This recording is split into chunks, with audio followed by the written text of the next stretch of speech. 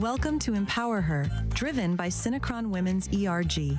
This initiative began with a simple idea: to make space for women to lead, speak, and connect. Across regions, across borders, and one global community. A community that welcomes all voices, genders, and drives collective progress. We are EmpowHer.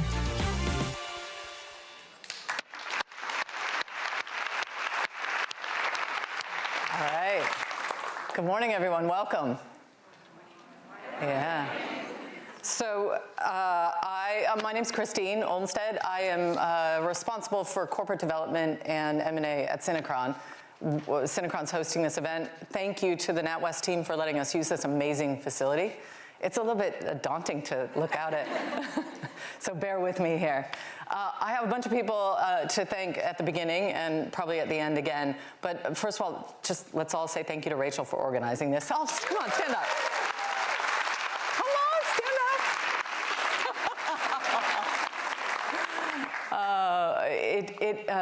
She said, would you do this event? Would you facilitate this panel discussion? I said, sure, yeah, I'd love to.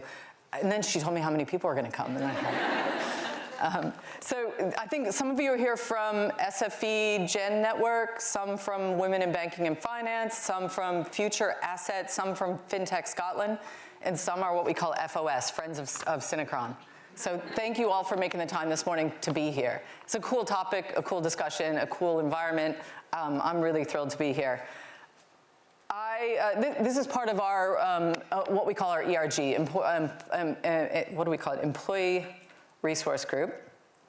And it's dedicated to just giving women a chance to support each other in our community, whatever the community is, right? Whether it's the work community or our communities at large. And it's a pretty cool thing about our company. So how many of you are familiar with Synechron? Yeah, a handful, half, some, okay. So I joined Synechron about 18 months ago, and I was really inspired by the culture of the company. And when Rachel told me the theme of this event, if not you, who? I thought, oh, this fits, this is perfect. Because it's a big company that has a heart that's focused on our community, and I'll talk about that in a second. So we are just basic stats and numbers. We're 15,000 people around the world. That's a big company to some, a small company to others. And a big chunk of our population of Synechron, we're a tech consultancy. We do mostly tech transformations for banking and financial services clients around the world. But a lot of what we do and a lot of how we deliver is through India. We've got about 10,000 people in India. And we are roughly $1 billion in revenue thereabouts, and we're still founder-owned. And our founder, Faisal Hussain, is originally from India. And one of the things that I think is quite cool about Synechron is, if you think about this, the theme of this event, if not you, who, is this idea that if you see a problem and you're not going to do something about it, better this way. If you look around and you see a problem out in the world, who's going to do something about it if not you? And Faisal took that to heart and started a foundation called Lifeline. Lifeline gives under-resourced women in India skills to go earn money. And we have 8 centers now in 7 cities around India. We've served about 30,000 people, women with free training in various skills. We transport them to the center. Everything's free for them. But it helps them get a way to earn money and change their lives. So Faisal looked at a problem in his home country, and he said, I'm going to do something about that. Not just give money, but I'm going to start this foundation. And so Synechron supports that Lifeline. And it's something that I'm pretty proud of, and a reason that drew me to this company. So enough on Synechron. As I said, I jumped at the chance to facilitate this event, but you're probably thinking, why is a woman in tech facilitating a woman in banking event? But I think the problems in tech for women are very similar to the problems for women in banking. We're underrepresented, right? Look around right now. How many of you have been in a room of 300 women in your industry before? I haven't, right? This is a pretty cool thing. This is a pretty cool opportunity. And 25 years ago, if we did this event and I looked out at a sea of women, we would all be dressed in blue suits trying to look like the men, right? It's true. But now, 25 years on, things are changing. And are they changing fast enough, slow enough? I don't know. We'll talk about that a little bit today. But it's an opportunity, and this event, discussions like this are an opportunity to come together, to band together, to drive change, right? So if I think, again, about the theme, it's, if not you, who? Who's going to take the lead? And why not you, right? Why not we as women leading the way forward in our industries? So whether it's tech, whether it's banking, doesn't matter. I was on a Teams call a couple of years ago, and there were a bunch of people from a big bank in London, and I'm staring out at the sea of faces on my Teams screen, and there's a woman, and she looks about my age, and I'm looking at her, and she's looking at me, and afterwards she sent me an email and said, "It was really weird to see a woman your age in one of these conversations." I said, yeah, I was thinking the same thing. But it's just, things are changing. And there are more of us out there, but we've got to connect to one another. So she and I connected through that call. Now we meet for breakfast once every month or two and just catch up and laugh about some of the challenges we face as women in industries that have been dominated mostly by men. And that's a lot of what we're going to talk about in today's discussion. I just want to make sure I'm doing all the things I can I'm required to do here as the host. So I'm going to sit down now. It says, sit down here. No, I'm going to give our panelists a chance to introduce themselves, and then we'll get into the dialogue. So why don't you start, Lindsey? I'm very happy to. I'm Lindsey Bateman. I'm the Chief Information Security Officer for M&G. Now, M&G, you may not think you know who we are, but it's known more commonly locally as the Pru or the Prudential. We are a FTSE 100 financial services group. I've spent my entire career in financial services. I recognise what you're saying about male-dominated and largely in technology and security roles. So I started off as a technology grad in the venerable institution that was Standard Life. I'm sure there's a few of you here who are familiar with that. I was a mainframe developer, which suggests I'm really, really old. I'm not quite that old, right? It was kind of considered niche at the time, but the mainframe is still there, right? So just saying, I could have made some money there. I moved into risk and security. Along the way, I have juggled in I did an MBA, and actually Debbie and I established as part of this, that's where we knew each other from when we were doing the panel call, so that was 20 years ago. And I also have juggled in raising a couple of now big teenagers, and again, that's I think a topic that's worth having a think about in terms of careers. Last 5 years I have been, or 6 years now, I've been serving as the Chief Information Security Officer at M&G. Security is a fascinating place to work. At times it can be a little bit spicy, particularly with some of the threat that's on the go at the moment. It is very male-dominated, but we're working hard to grow the female participation.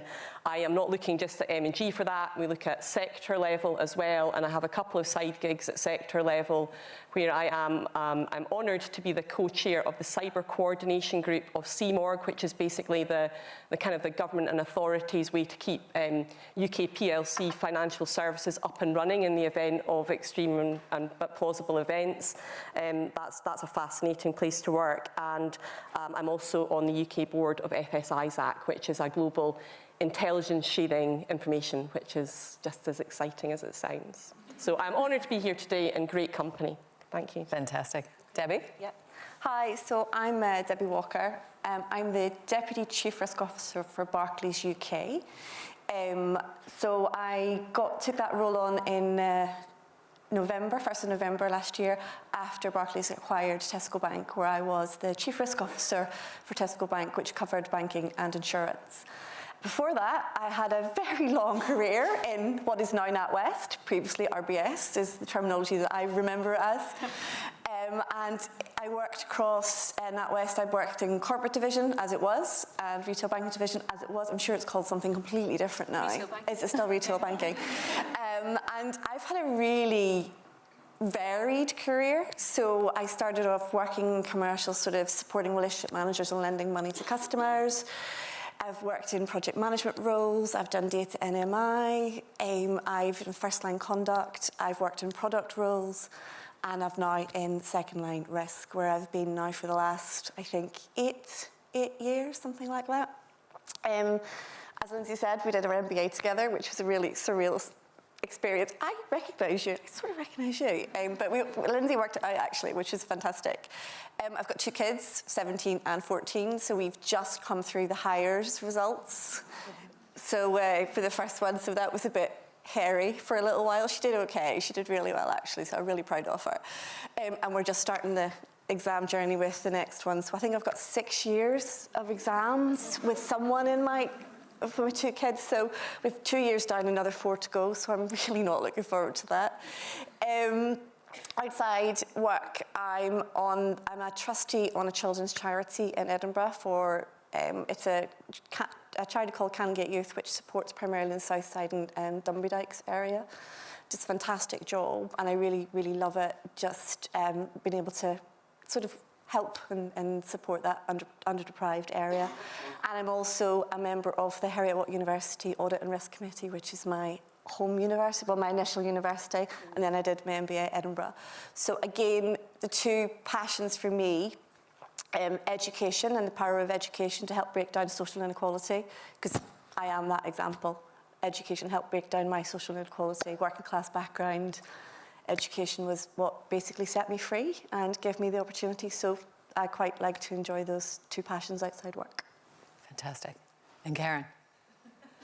How do you follow? How do you follow that?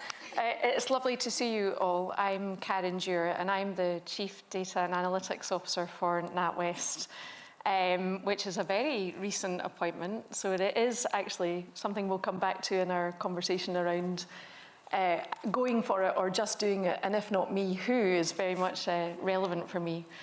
I wanted just to start, before I chat to you about my career, to say I actually have now worked with NatWest, previously RBS, for 27 years. So I started in the organisation on the 5th of October 1997, excuse me, in Fort William branch, the sort code for which is 832016, just to give my age away. And my very first job was actually, just to see your mainframe example and raise it, I keyed on the DRE. Now, I think I might be oh no, I see a nod. I see some nods. I thought I was the last man standing. So the very first thing that I did on day one was key the DRE, which is where we used to put the magnetic numbers on the bottom of all the slips to make sure that they could go through clearing and appropriately debit and credit all of the accounts as you would expect. That is how much the banking and finance industry has changed, that's the very first task that I did. But I would say I've had kind of 3 chapters in my career. I very much started serving our customers, both in branch banking as was in business banking for a short period of time. It wasn't my favourite role. And then into leadership, so branch management, area management, and very much looking at how we organise to serve customers as kind of the first chapter. And then I was lucky enough to kind of swap into more banking as a system, so working where we ran both Royal Bank of Scotland and NatWest at that stage, and how we got all of the component parts across risk, across finance, across branch banking, across property, across all of our technology to come together as a system and deliver a service to customers. And then in my kind of most recent chapter, I did a lot of work around creating our Net Promoter system in NatWest Group. I used that to springboard into marketing, leading on customer insight. And from customer insight, I was fortunate enough to join the retail analytics and decisioning team, which was my first foray into pure data. And I've been there now for about 6 years, and delighted and honoured and privileged to lead the data and analytics team within NatWest. So it's been themed around customers. I think that's the kind of golden thread, but definitely I can kind of see 3 chapters as I've gone through those 27 years. Now, I use that to explain to people how I've managed to stay for 27 years in one company. But know this, I've changed job on average every 3 years. So I've had around 9 different jobs in that time. And that's one of the benefits of working in such a large and varied organisation. So very, very pleased and privileged to be here. Outside work, I broadly have very little time once I've attended all of the music concerts that I like to go to and taken care of a 7-year-old's chocolate lab.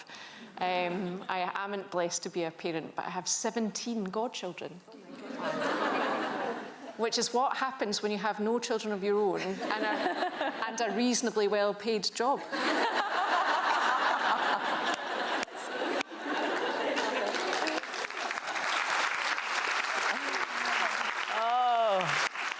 All right.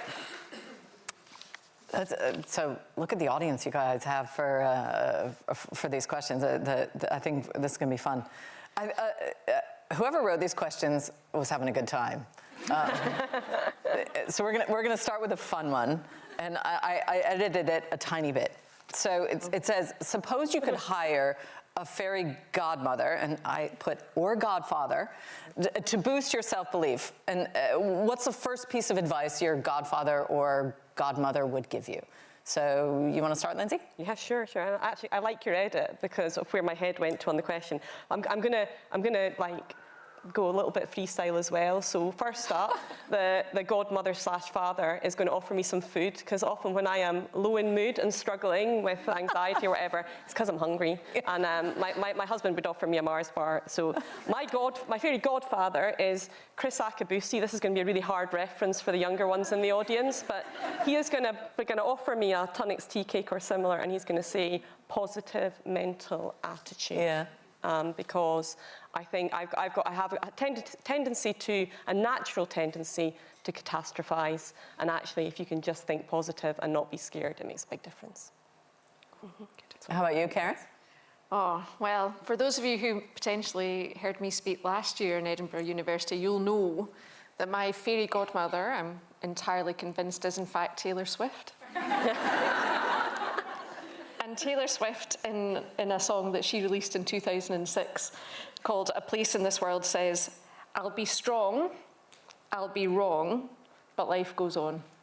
Yeah. Like that. And I think starting any situation knowing that you might get it wrong, but you'll be okay, is probably the best gift.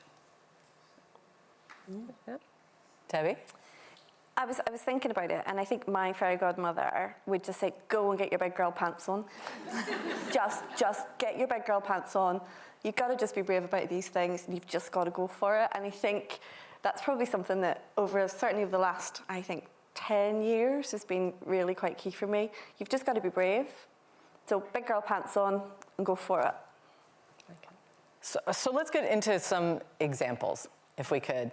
The question is, can you share a time when self-doubt threatened to hold you back? I wrote, yeah, last week, which is true. But do you guys have a good story where perhaps that happened to you and you powered through it? I do. I'm wondering, have we got any security professionals in the room? One or two? Brilliant. So I hope that you'll agree with me. So CISO of a FTSE 100 financial services organisation is pretty much up there as a really good ambition, and in the security industry. That's a great job. It's going to be well funded, well resourced. It's a really prestigious title. But when I was offered this role, I seriously considered turning it down. So to give a bit of context to that, in my career, so I've been at Prudential / M&G for 20 years, and in that time I've done steady promotion, and every role I'd gone into was something that, it was a bit of a stretch, but I was well qualified, confidently well qualified, and everyone seeing me appointed into that role would have nodded and said, oh yeah, Lindsey's a great shout in that role, brilliant. When I was offered this role, it was what I'd call a battlefield promotion. So an unexpected vacancy. My boss came to me and said, it's you, I want you to do it. And I said, oh God, I'd been promoted 6 months ago. We were in a situation, we were about to float on the FTSE in our own right, so lots of attention on our cyber programme, lots of transformation needed. And I said, look, what you need here is a seasoned professional who's done this before, a CISO who's been in a FTSE 100 firm, who's done a transformation. I don't know why on earth you're asking me. And he said, I want somebody who the internal team will follow. We need to make changes, you lead, they will follow. So I said, I had an inner panic and said, but outwardly I was professional and said, I need a little bit more time to think about this. I went off and consulted with some senior individuals around about the firm and externally who I respected, and I said to them, the main thing I was checking on was, do I have the credibility to take this role? And they said some really nice things, but they also gave me some advice about how to fill the gaps in my experience, or to mitigate the gaps in my experience, what support I would need going into that role. So when I went back to talk to my boss about, yes, I would like to take this role, thank you for the amazing opportunity, I was able to get the support structures put in place that I needed to be successful.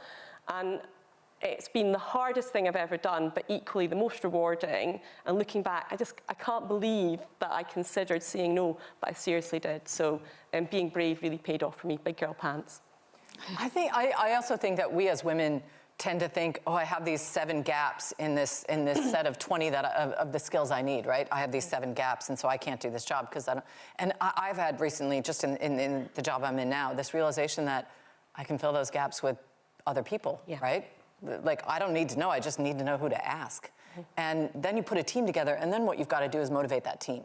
100%. And if you can do that, this idea that we as women have to master everything all the time, I don't think men have that so much. Or they look at the 7 gaps and go, yeah, well, no problem. But we doubt ourselves. So I don't know, anybody else, do either of you have a story you want to share? I've probably got one from, it's probably from quite a while ago, but I think it's quite a key one. So I've just come back about 6 months after maternity leave.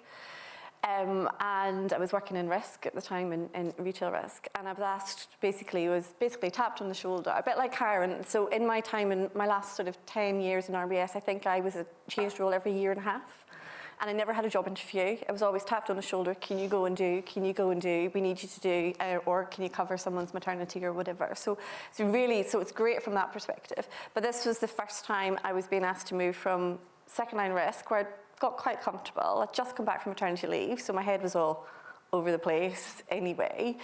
And I was asked to go and move from being in risk and moving into products in RBS at the time. And it was a whole new world, was products. And I was asked to go in and lead a industry-wide remediation that the NatWest was part of, with 11 other banks. And I was like, you're joking. I was just like, you're having a laugh, right? He was like, no. We need someone to go and do it. We'd like you to go and do it. And I'm going, but I've never done remediation.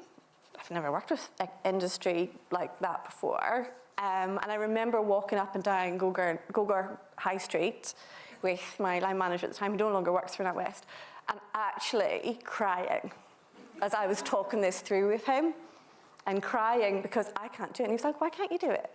And then we just talked until eventually I was like, right, okay, I'm just going to do it. I'm just going to do it. And I have to say, I moved in to do it. It was really, really, really uncomfortable for actually a reasonable amount of time, because we didn't know what way we were going to go with this remediation. We didn't know if we were going to run it ourselves. We didn't know if it was going to be run as an industry thing. I had to work with Linklaters. I had to work with EY. I was working with the FCA enforcement. I was working with 11 other banks. And it was, I think the first few months was just crippling self-doubt the whole way through. But every inch and everything I did just improved the confidence just that little bit. And it was really quite successful in the end. It's extraordinary. And obviously you only walked up and down Gogarburn High Street for 12 hours. But I think the self-doubt, and a moment of self-doubt, is unilateral, I would imagine, in the room. And when we did get to look at the questions in advance, and I had a bit of a look at it, and I thought, I've got so many. But let me pick one that just picks up from your introduction, Christine, which was, when I moved into data technology, far more technical and actually arguably more male-dominated, I think, than straight financial services. And I had the experience, which I hadn't had for a long time. I am 51. It's been a long time since I was the only woman in a room. But I walked in, I was negotiating a contract with a software provider, which is a multi-year contract and covers a significant amount of money.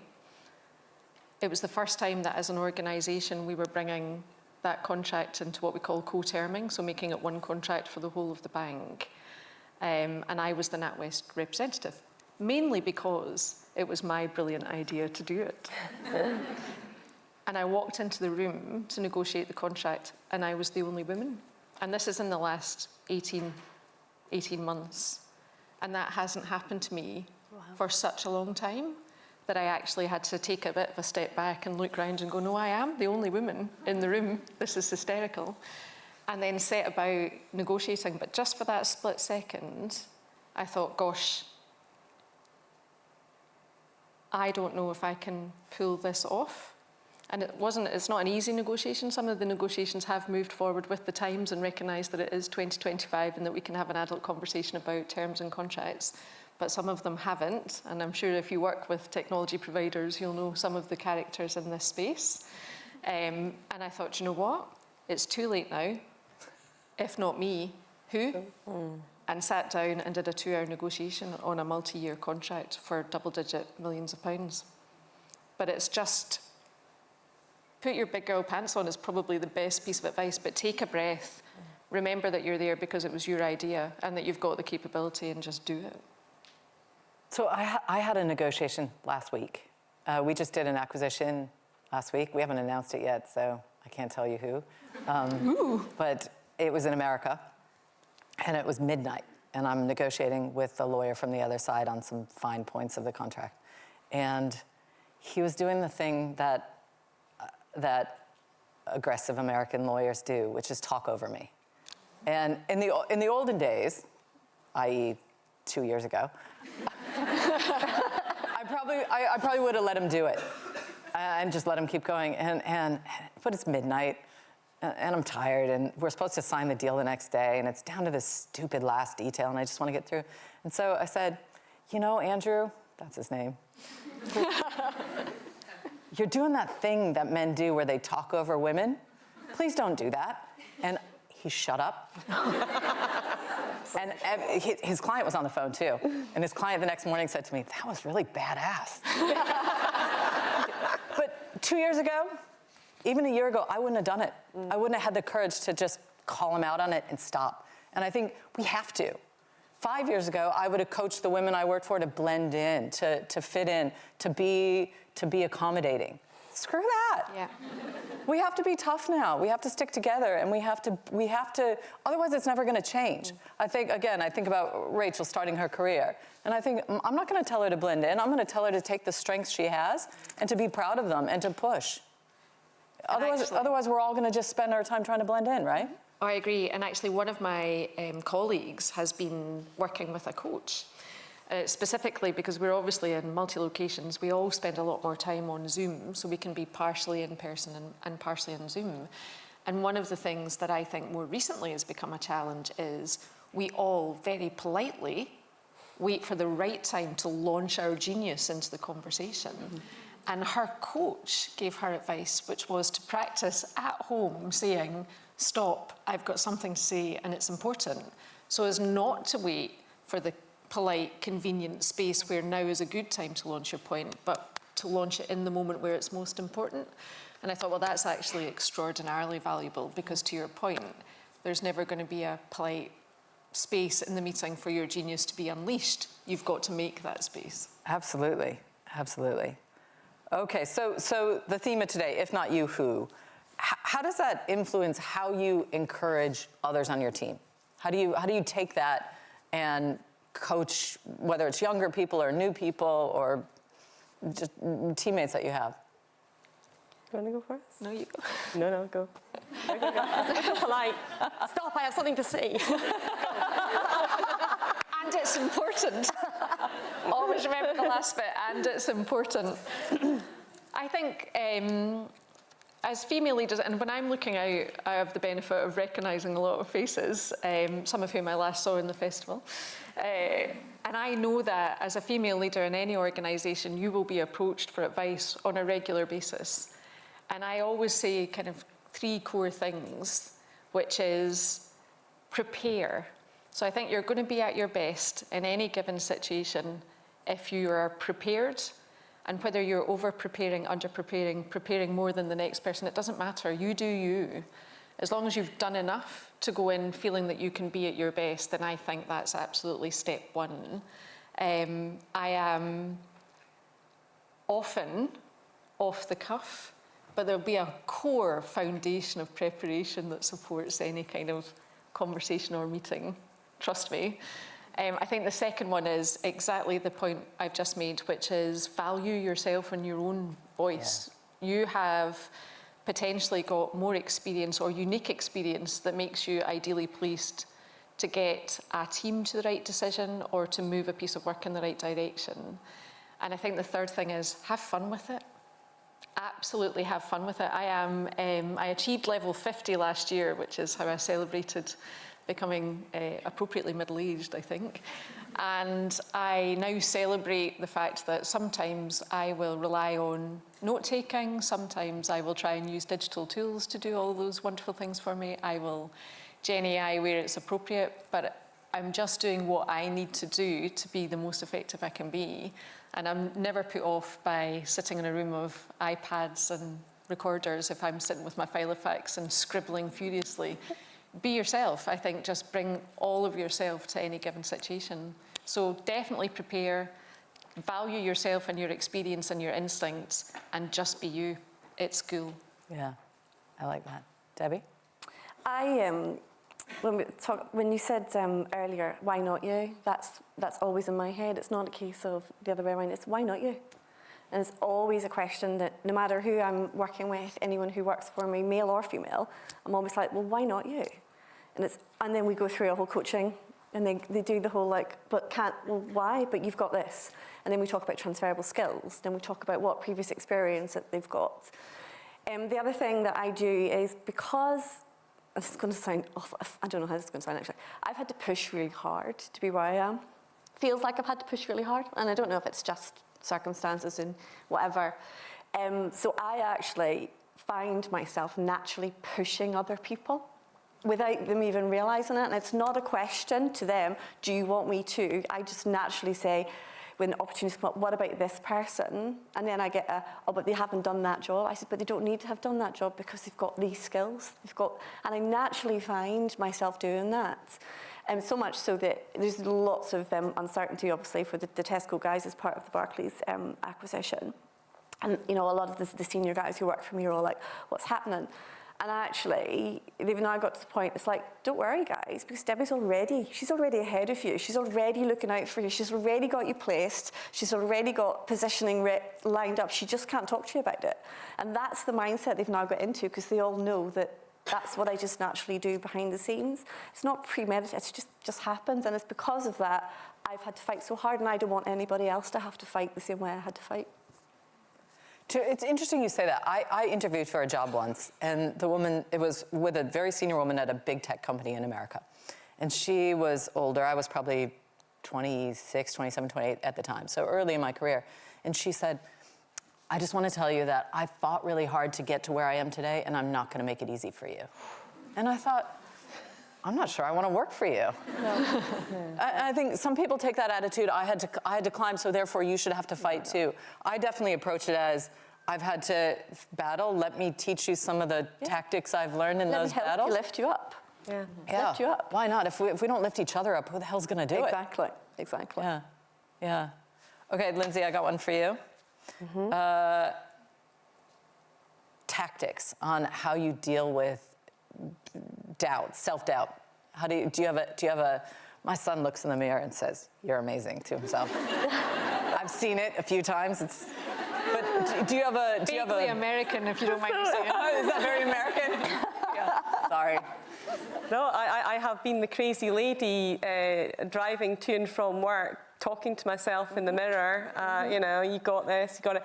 Actually, and there was one, I kind of debated about whether I should share this anecdote, because as a CISO, it's never good to talk about passwords and I'm going to start this by saying, never share your password and never help anybody else to guess your password by giving them hints. However, I'm going to tell this story because I think in the age of biometrics and stuff, it's probably not, it's not too bad. So probably, I don't know, 5, 10 years ago, whatever it was, it's all a blur. When I was super challenged at work and I had, running around after children, etc., it was all a bit mad.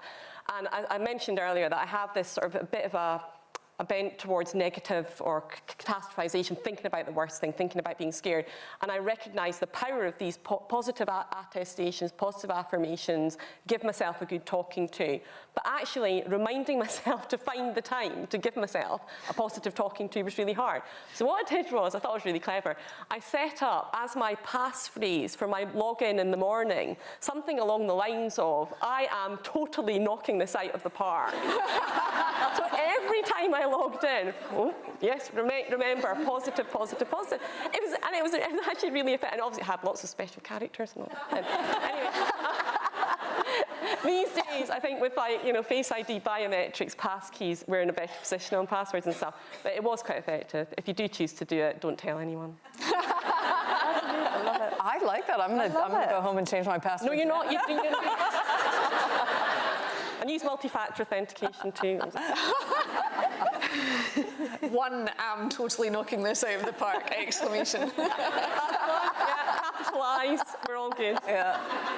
Do you guys have do you have a tactic, a secret weapon? I don't think, no, I mean, I'm a bit like Lindsey. I tend to catastrophize and tend to think of the negative, but I think in some ways that helps me prepare for the worst case scenario. I do a lot of talking to myself. Like even walking down the street when I'm preparing for things, a lot of talking to myself. I think some positive affirmation phrases, I've got them sort of in my desk at home on a little board, positive affirmations and things like that. And then, yeah, it's just the usual, get a grip. Just get a grip. This is not rocket science. You're not saving someone's life here. It's just financial services. Is usually the phrase that comes out of my mouth verbally and loudly in the house. Yeah. I've got 3. Oh, 3 tactics. Yeah. Take notes. Over-deliver. The first one is, and I think we would all do it automatically, but you have peers or work friends that I think you can trust unreservedly. Mm-hmm. And I would always, I think, go, you will never believe either what I've signed up to do or what I've got to do, and just kind of share. There's an incredible leadership team that I'm proud to lead in data, and we have an extraordinary woman called Sarah Walker who runs our data management, who's got she's Australian, she's got a hugely diverse background from me, and you can literally ring up a trusted peer or colleague and say, okay, this is the situation, I just need to talk to somebody about it. And that really helps me from a kind of somebody who kind of gets, because often we have Chandler Bing jobs, I think, in banking and finance. And people, I mean, not CISO, obviously, that's, in my world, you would be considered a spy or an ex-spy. But definitely in the rest of banking and finance, and definitely in data, if you try to explain to friends and family what your job is, they literally glaze over and perceive that you are now Chandler Bing. So yeah, I would always have first a kind of network of peers or colleagues that you can just go, okay, this is happening, what would you do? Which I think is quite good fun. I think the second one is perspective. So I think getting really good perspective when you've got self-doubt. In my perspective, I'm very fortunate. I do speak to my mother every morning. She's a 77-year-old Glaswegian who's 4'11" high. And she absolutely keeps my feet on the ground and gives me that kind of confidence to say, well, the things you do now, I would never even have dreamed of in my working career. Of course you can do it, you're amazing, you're incredible. That kind of affirmation. I'm not quite at the you're awesome in the mirror stage yet. But I think the third one is absolutely just take a deep breath and jump. Absolutely just take a big deep breath and jump every time. I had this boss who said to me, if you're not having sweaty palm moments, then you're not living. Mm-hmm. And I have very much taken that to heart in my career. And I like those moments. I learned to thrive on them. I'm not quite my son. I also have 3 teenage boys, right? And when you're raising boys, as a mom, as a working mom, you want to give them an example. And so often I think, oh, what would my boys do if they saw me here? Mm-hmm. You know, I want them to see mom killing it. And or screwing up and owning that as well. And I think, you know, being comfortable acknowledging when you've made a mistake and moving forward. makes a difference. Yeah. Okay, the time is flying.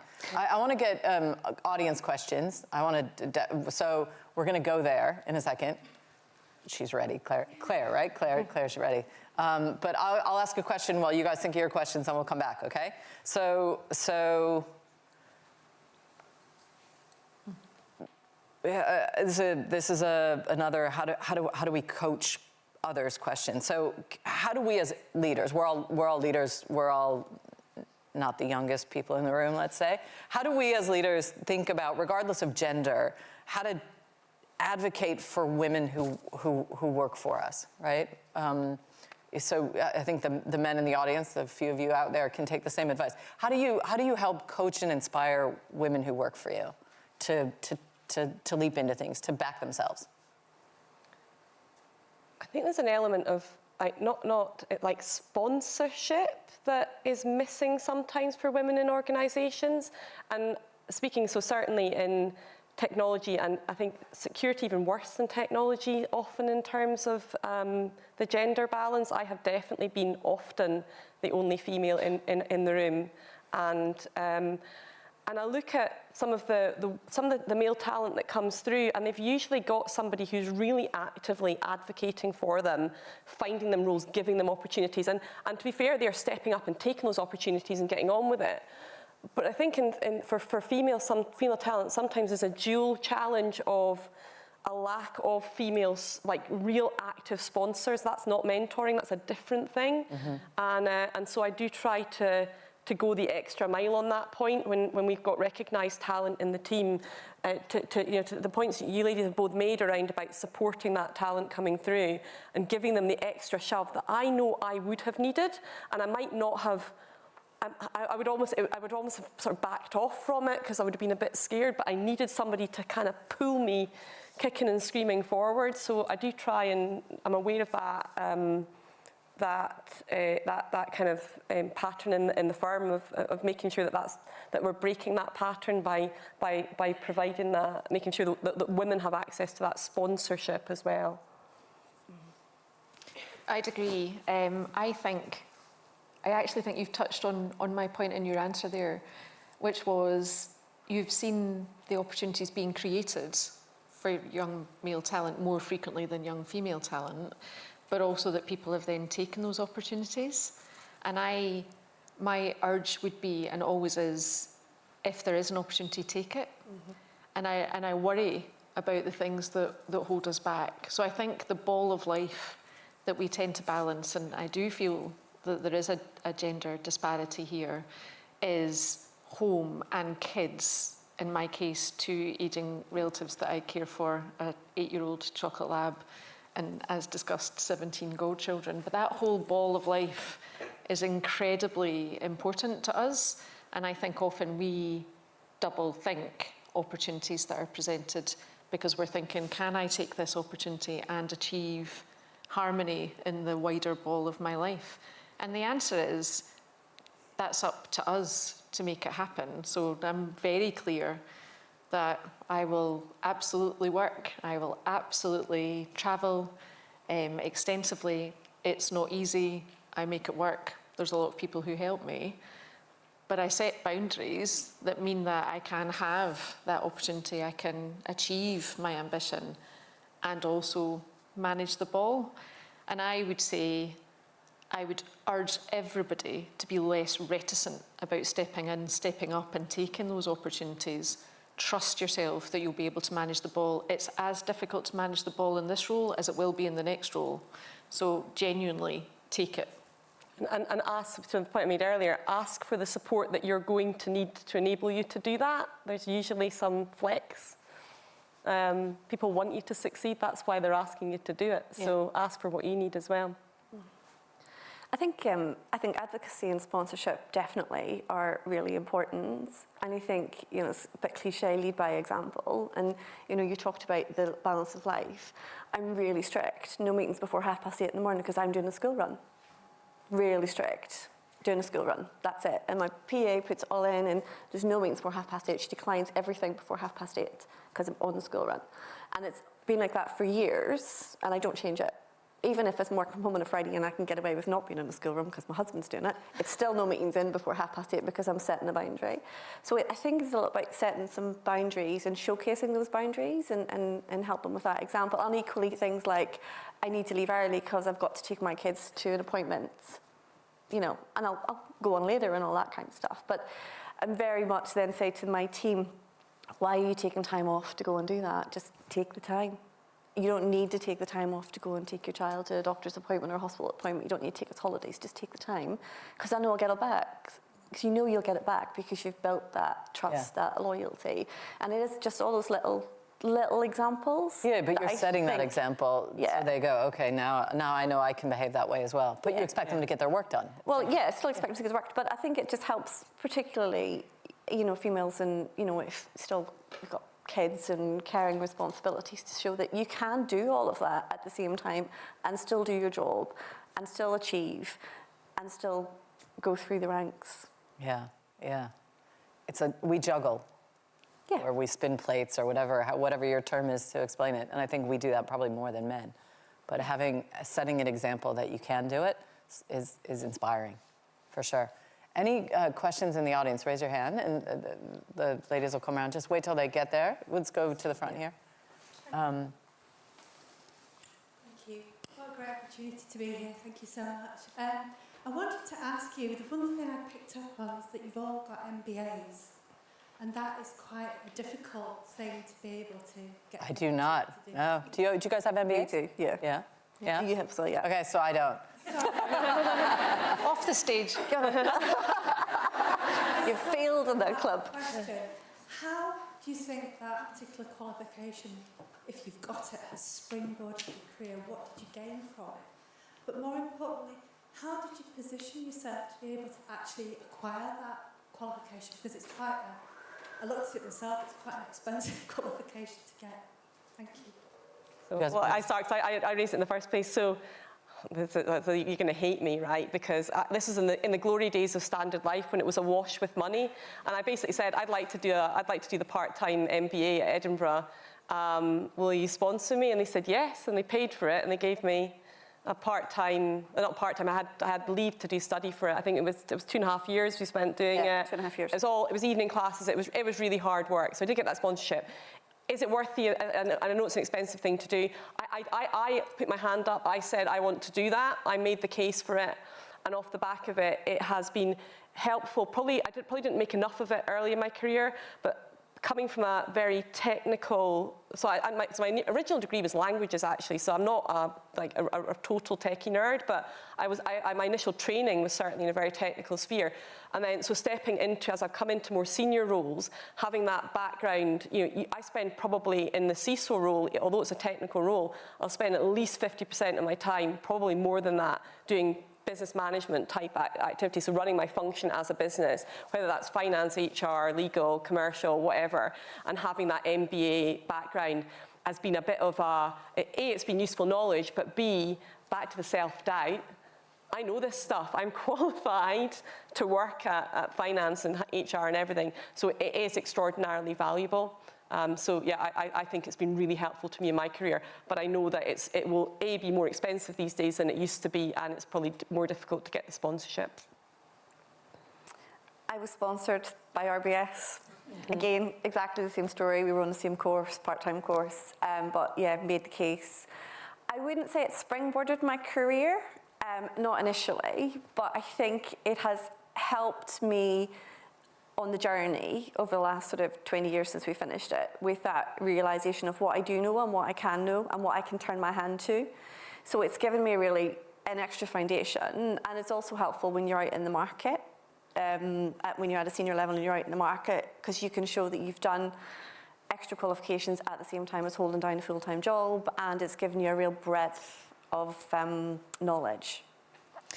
A slightly different route for me. So I did a part-time MBA through Heriot-Watt University here in Edinburgh.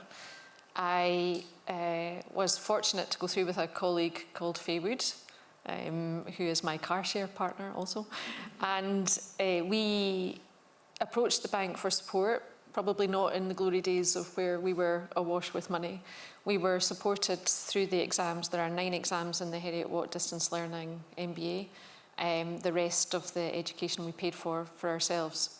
So I will not bore you with the detail. But what that meant was we made a series of very efficient decisions to not pay for the 4-day course per module, but to only pay for the revision weekends and the textbook, because we thought that doing it together would therefore mean we would be very able to self-study. In the beginning, we diligently read the textbooks. We went and paid to go on the 2-day revision weekends, and then the bank paid for the exams. And we knew we had to do this 9 times.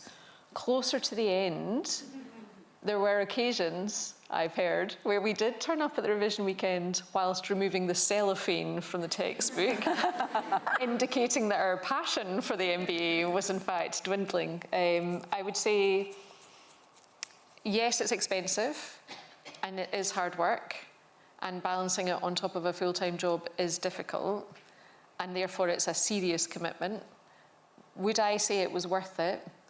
I completely agree with Lindsey's point, which is on Digital Expo, I spend 50% of my time running D&A and/or the Digital X part of NatWest as a business, and I'm fully qualified to do it. In fact, more qualified than some of my more experienced peers, because I've actually done the work on the MBA. But the second point I absolutely would underline is around self-doubt, confidence and belief, which is I'm happy to move to different teams, different areas, different subject matters, different technologies, different software. Once I've moved, I like to learn, and I actually think that's your kind of magic dust for anybody in their career. And I always try and underpin. So move, get the skills, but underpin yourself. So where I sit today, having announced a multi-year partnership with AWS and Accenture, I am right in the middle of AWS certification, because I need to be able to know it and to evidence that I know it, for me, as much as to give people the license to also do that work and do that learning. I'm trying to think if as the one without the MBA up here. I got lucky in the sense that I got one on the job. So I started at a company that was a joint venture between Accenture and Microsoft. I was the 150th employee. When I left 17 years later, we had 35,000 people. So I got to pivot through all those stages of growth in different roles. And I had sponsors, I had lots of opportunities to learn on the job. Do I regret not going back and getting the MBA at some point? Yeah, I helped my husband get his. That tells you something. Sorry, please leave if you have to leave. I know we're 3 minutes over. What I would say, I studied as a journalist, right? I don't have any kind of business degree at all. And now I go in to buy companies. And I go in to have a conversation with the founder of that company or the owners of that company. And what I get told every time is, you're not like the rest of the people who come to talk to us. You're talking to me about my business. You're not talking to me about the numbers on a spreadsheet. And I think, to me, the message there is take your strengths, whatever those are, and use them. And I absolutely use mine every day, and I get told regularly, you're different, and it resonates. And that, to me, that's my advice to all of you. Don't try to be like everyone else. Take what's your strength, whether it's your ability to connect to people, your ability to consume information, your ability to juggle a lot, your ability to back yourself. Take your abilities and leverage them. Leverage the heck out of them, and take your weaknesses and find people who can help you fill those in. And then you're gonna go, whether it's a degree or not, back yourself and your own strengths.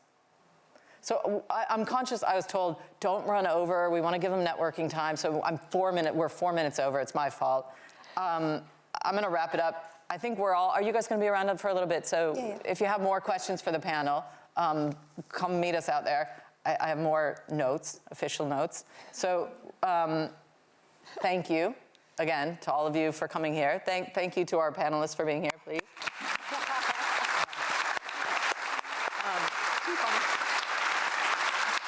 Thank you to all of you for making the time this morning. Thank you to the NatWest team for this amazing space. Thank you to Rachel for making this happen, and the rest of the Synechron team who put this cool stage together.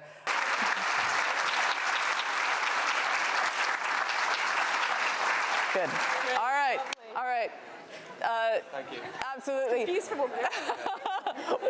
What's she doing? Thank you, everybody. Oh, whoa, one more thing. Please, please, please, if you get a minute, go on LinkedIn and tag Synechron and talk about this event. Let's do more of these and do them all over the place, right? Let's keep this going. Thank you.